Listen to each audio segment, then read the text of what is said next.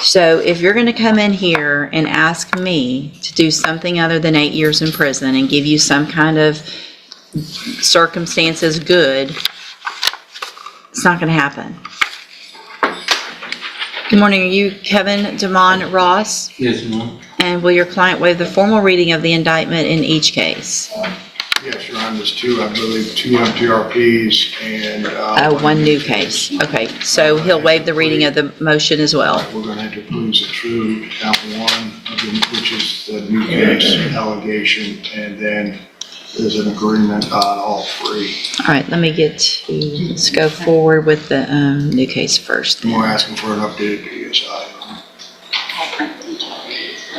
Thank you, please. And Judge, if you need, more than that, all of the other counts stem from the sole incident. I think the court has reviewed the video previously of the evading. You'll recall we had an agreement of 5 a while back. The court rejected that, understandably, just because we're doing an update. If you need more. I don't remember the video. You have to tell me more, but It was a very high speed evade through multiple areas of the county with the DPS. okay. While on probation for evading. Yeah, I remember now.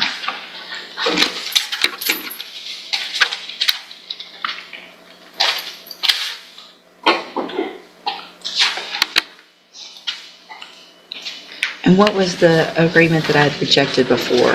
Okay. All right, sir. In cause number 25, DCCR 1310, you're charged with a third-degree felony offense of evading arrest or detention with the use of a vehicle from June 13th of 2025. And how do you plead to that charge? June. Are you pleading guilty freely and voluntarily? Yes, ma'am. And are you pleading guilty because you actually did what they charged you with? Yes, ma'am. I have here, in that case, some documents on the tablet that have your signature on them. Before you signed these, did you go over them with Mr. Burbank? Yes, ma'am. Do you fully understand them? Yes. And do you understand, if I follow the agreement that you've made with the district attorney, that you will be waiving or giving up any right to appeal? And it looks like the agreement that you've reached is for a cap of 8 years in prison, which means you're leaving your punishment up to me. And if I follow this agreement, I cannot give you more than 8 years. I can give you 8 years, I can give you less. It'll all depend on the information that's presented to me when we come back for sentencing. You have an absolute right to have a jury come in and do 2 things. The first is to determine if you're guilty or not. And then you could leave your punishment up to that jury if they found you guilty. If we go forward this way, you're waiving that right. And is that what you want to do? Yes, Okay. Do you also understand, if you're not a U.S. citizen, that a plea of guilty or no contest may result in your deportation, exclusion from admission to the country, or denial of naturalization under federal law? ma'am. State tenders number 1. It's admitted. Is there any evidence that Mr. Ross is not competent?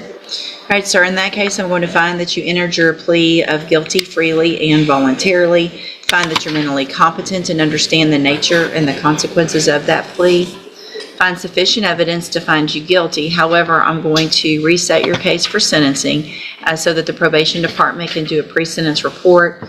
That'll give me more information about you and your case, and we'll come back later for sentencing.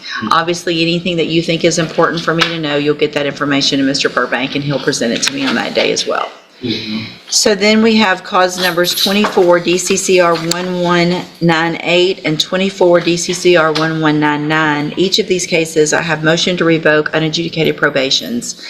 It looks like in 1198, you were placed on probation December 18th of 2024 for the offense of deadly weapon in a penal institution, a third-degree felony, and that was a 4-year deferred probation. Is that correct? Yes, ma'am.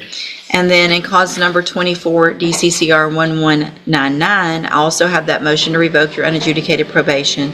Shows you were placed on probation that same day in December of 2024 for the third-degree felony offense of evading arrest or detention with the use of a motor vehicle.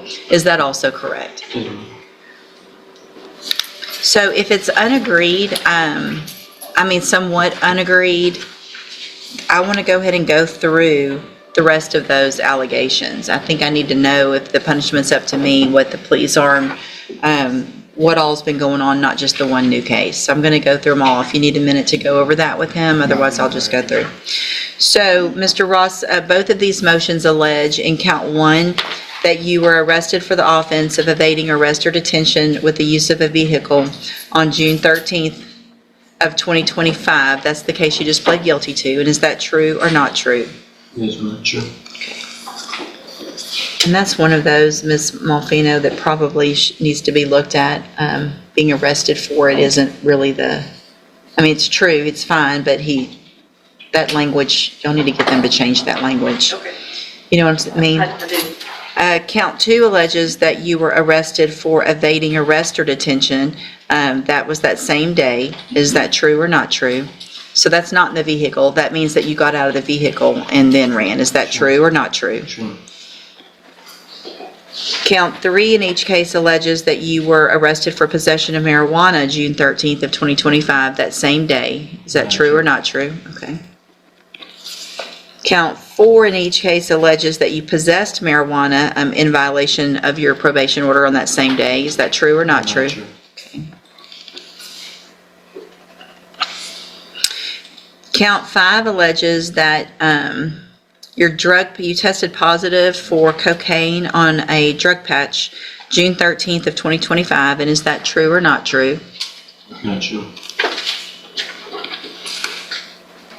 Count 6 alleges that you were at a location other than your residence at approximately 1:39 a.m. on June 13th of 2025. That's true? Yes, ma'am.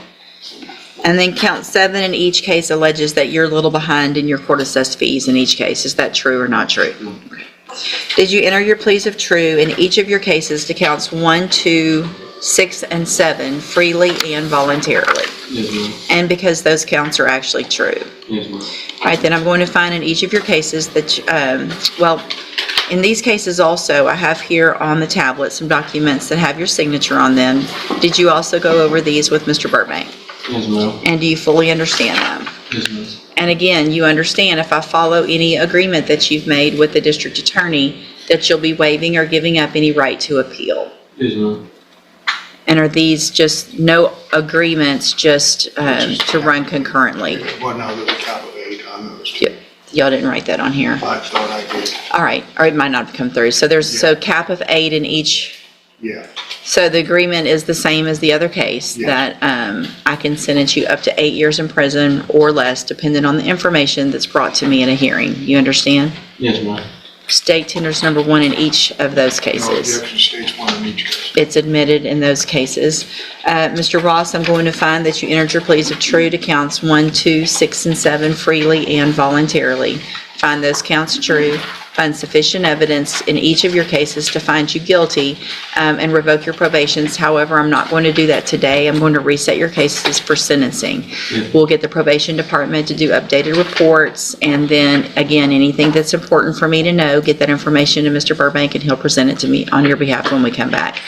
And if there's anything of those that you feel like proven up at that time, I think it's just mainly the drug patch and that possession of marijuana, but Okay, either I'll way. have the probation officer here, Judge, but would you like to hear from that trooper? He's been relocated. No, I think we're good with the others. So, Mr. Ross, I also, before you go back with the bailiff, I have in my hand jail incident reports. Yes, ma'am. So if you're going to come in here and ask me to do something other than 8 years in prison and give you some kind of circumstances good, it's not going to happen. The names you are calling these correctional officers, the rules that you're breaking, the gambling with the it's not allowed. If you can't follow the rules in jail, then what makes you think that I'm going to do anything nice for you? Yes, ma'am. If you call people, With the last one, y'all talk to Mr. Burbank about it, okay? But the name calling, you know what I'm talking about, right? Okay. I don't care what they're doing their job, right? So they're going to work every day, they're going home, which is hopefully at some point what you would like to do in your life. yes, ma'am. Get a job, go home, be with your family, And if you had someone like you acting like that at your job, when you're just trying to do your job and enforce the rules, you're in jail. You got to follow the rules. You don't want to follow those rules, then stop committing felonies. All right, go back with the bailiff. We'll see you at sentencing. Yes, sir. In a world filled with headlines and opinions, finding the truth behind every case is more important than ever. We analyze legal cases, real events, and court decisions with facts and clarity. No rumors, no bias, just verified information and clear explanations. Breaking down complex cases so you understand the real story. The True Verdict. Subscribe and stay informed.